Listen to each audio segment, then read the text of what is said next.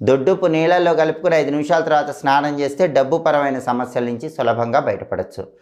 అలాగే ఆవుకు అందరూ కూడా ఆహారం పెడుతూ ఉంటారు. కానీ ఆవుకి రకరకాల ఆహారం పెట్టడం మాత్రమే కాకుండా ఆవు చేత ఉప్పు నాకించాలి. ఉప్పు ఆవు నాకిందనుకోండి, మీకున్న ఆర్థిక ఇబ్బందులన్నీ తొలగిపోతాయి. అందుకే బాగా ప్రాచీన కాలంలో పూర్వీకులు ఆవులు ఉన్న చోట ఉప్పు స్తంభాలు అని కట్టేవాళ్ళు. ఆ స్తంభాలకు మొత్తం ఉప్పు ఉండేది. ఆవులు ఆ ఉప్పు స్తంభాలను నాకుతూ ఉంటే ప్రాచీనులకు దోషాలన్నీ పోయేవి, పూర్వీకులకు దోషాలు పోయేవి. అందుకే బాగా వాళ్ళకి కలిసి వచ్చేది.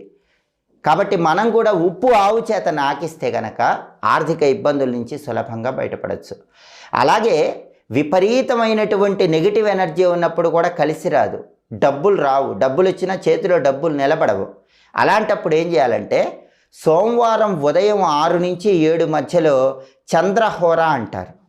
ఆ టైంలో మీరు ఏం చేస్తారంటే